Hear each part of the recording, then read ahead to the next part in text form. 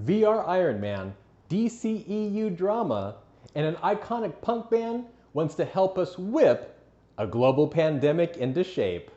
All coming up next.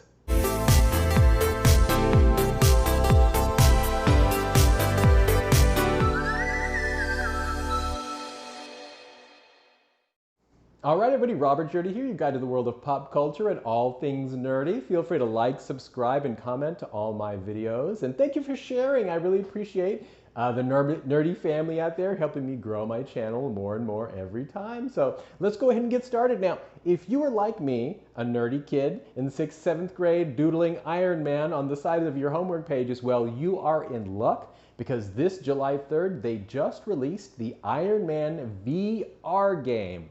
Now, it is exclusively for PS4, and you have to get the VR headset, but it looks like this incredible, immersive, first-person aerial shooter where you get to be Iron Man. You get to blast your repulsor rays and your rocket boots, and looks like there's over, I think it's at like 150 levels of customization. You can unlock new armors and outfits. Silver Centurion, which is my favorite. I don't know if it's available, but it would be nice. We haven't really seen it in the movies, really. I mean, we kind of have, but not really. But essentially, you get to play Tony Stark. Since it is VR, it's very, very immersive, as they say. You get your heads-up display, and you can kind of, move stuff around. You've got your different weapons, and you're taking on, I think it's at over 25 different missions. The gameplay looks really incredible, and the VR stuff is so interesting. Like, you put it on and you can kind of feel like, I haven't played this game because I'm an Xbox guy, so I don't have a PS4. So I probably will not be playing this game, at least for a while, unless a friend of mine has it and lets me play it.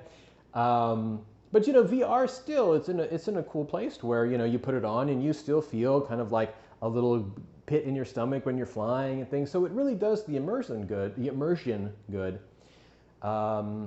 But some of the critics are saying that the processing, the loading speeds, all the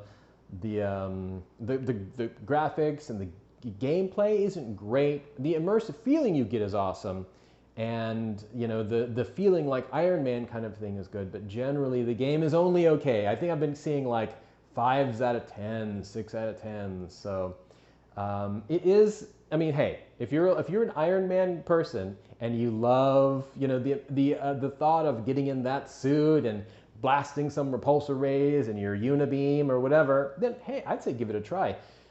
But if you just have a PS4, know that the VR headset's going to run you about $350 for the. Now, this is what I saw in Best Buy. It was like a combo pack. So you get the VR headset, the VR controllers, and then the Iron Man game, all for about $350. So if you're an Iron Man fan, if you're a VR person, I'd say check it out. I mean, I don't have an Oculus Rift. I don't have a VR system. I feel like they haven't really gotten a big hold on the world yet. And we'll see if they do. I think something's going to happen maybe down the road somewhere, potentially, where VR headsets get really inexpensive and everyone retreats inside their virtual reality worlds like Ready Player One. We'll see. I mean, I don't know. Like, it's kind of like 3D. 3D will be really popular and then like go in and out of popularity. Look, I saw Avatar 3 times. I'm not even gonna lie. I saw Avatar in 3D 3 times.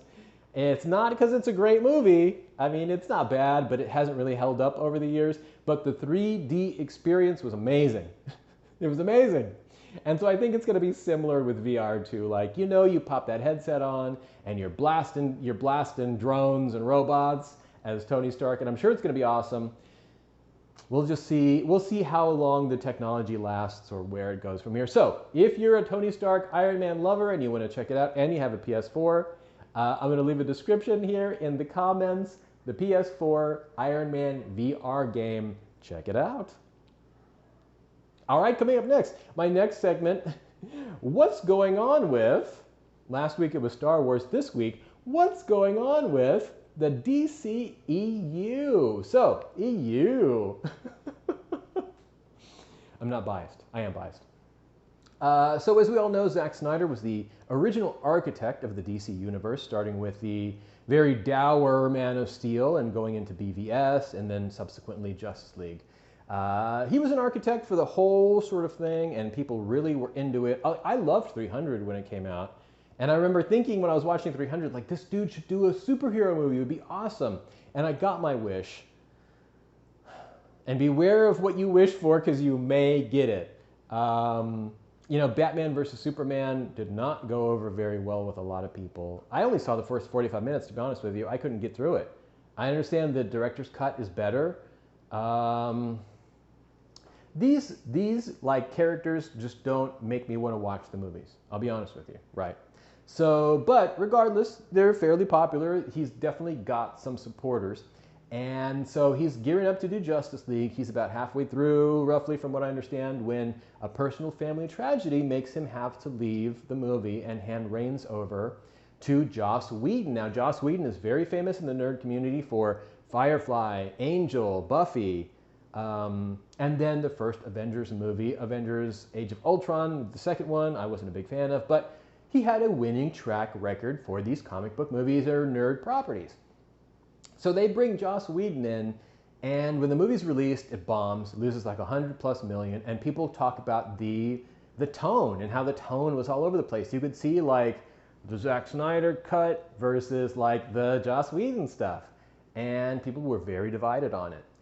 And because of that, you had your Zack Snyder people who were like, there's a Snyder cut out there of his genius take on the movie, and we need to see it. So they started protesting and petitioning. Well, sure enough, as we all laughed at these people, sure enough, there is a Snyder cut version in some sort of form or fashion, and that's being released on HBO Max 2021.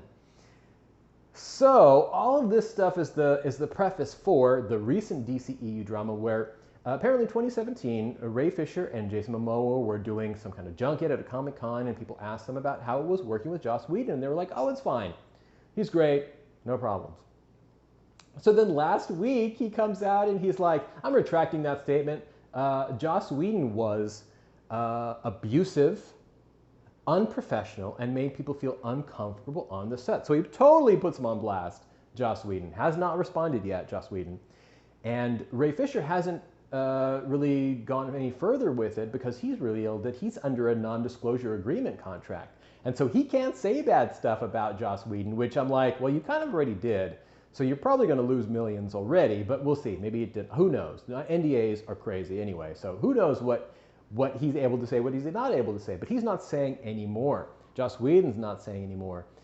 But Kevin Smith is chiming in because apparently Kevin Smith worked with people who worked on the set of Justice League while both Zack Snyder and Joss Whedon were directing. And they're saying that Joss Whedon came into the set and was like, this movie sucks. Who's the writer and producer and director of all this bull crap? But he was complaining to the writer, director, well, not director, but the writer, producer of this movie, and everybody was so into the vision that Zack Snyder had sort of whipped up, that Joss Whedon coming in and kind of roasting it was not well accepted by people. So we'll see what happens with it. HBO Max 2021, we'll see what the Zack Snyder cut is really all about. It looks like they're going to try to break it up into different episodes and not just one full movie. A lot of stuff going on with the DCEU. We will see what happens. Now, what did you think? Were you a fan of the Zack Snyder movies? Did you prefer the Joss Whedon stuff? Let me know in the comments. Who do you want to be the director or the architect for the next phase of the DC Comics? I mean, they've talked about Ava DuVernay, if I said that right, Ava DuVernay being the director of the new DC New Gods like Darkseid and Orion. Patty Jenkins had a lot of success with Wonder Woman, and Wonder Woman 1984 is be coming out soon in August. We'll see how that does. So I think we've got some options out there. Let's get it out of the hands of Whedon and Snyder and maybe see what happens with it. But let me know what you think in the comments. I'd love to hear about it. And finally, let's talk about punk rock, avant-garde, new wave band Devo. doing what they can to help us survive this pandemic that's currently gripping the world right now. They've just released a pandemic mask version of their iconic Energy Dome. So if you're familiar with the band Devo, you know that they wear these upside down plant pots on their heads. They call those Energy Domes, and it's actually the 40th anniversary of this iconic sort of symbol for the band. And so what they've done recently is they've released a new version of this Energy Dome with a plastic face shield in the front to help protect you and others from germs and all the grossies that are in the air right now. In the air or on, spittles or droplets and all that stuff. It is $49.99. I'll leave the description or a link to the page on the website in the descriptions here. Yeah, I mean, hey, I love Devo, and if you're not a Devo fan, I would check out their Spotify. They have a lot of great. You guarantee you've heard them. And I just think it's wonderful that this band is putting out a sort of, commemorative stuff that is not only cool and fun, but functional and helps protect us from all the stuff going on right now.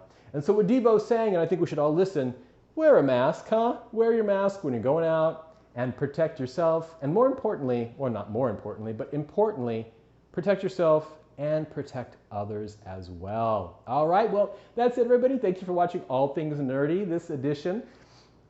And thank you so much for commenting. We've had a lot of comments about the Saturday morning cartoon edition of All Things Nerdy. It was a big success. We watched Pride of the X-Men, ate some Cocoa Krispies. I ate too many Cocoa Krispies, and I got a little sick. But it's okay. That's why I don't buy cereal, because I know that if I have a box of cereal in the house, I'm going to eat the whole box. So I'm going to start buying the little packets of cereal going forward, and because I have no self-control when it comes to food, apparently. But I got a lot of great comments on the next video. So next Saturday, we will be watching, thank you to one of my commenters who suggested Gem and the Holograms. So if you're a Gem and the Holograms fan, definitely check out next Saturday. We're going to have some cereal. We're going to have some Gem and the Holograms, some Misfits.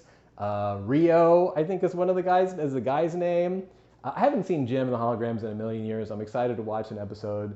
And thank you to all my commenters who've left suggestions. And if there's any cartoons you want me to see for these Saturday morning cartoon shows, please put them in the comments, and I'm glad to watch them. Now, I've got some suggestions for some smaller, like 5-6 minute videos, cartoons, and I will eventually get to those. Right now, I'm still learning like the syncing process and everything.